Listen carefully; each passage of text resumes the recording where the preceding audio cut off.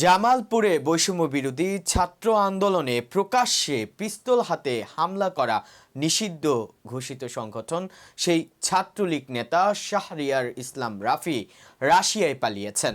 তিনি ছাত্র জনতার উপর হামলা মামলার ২ নং আসামি।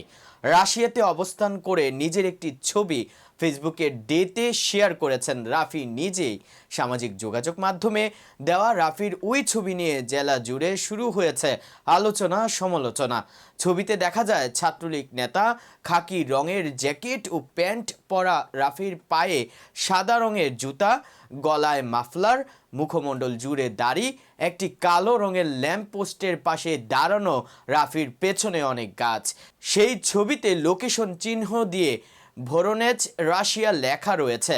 ছাত্রলীগ নেতা শাহরিয়ার ইসলাম রাফি সরকারি আশিক মাহমুদ কলেজ শাখা ছাত্রলীগের দপ্তর সম্পাদকের দায়িত্বেও রয়েছেন।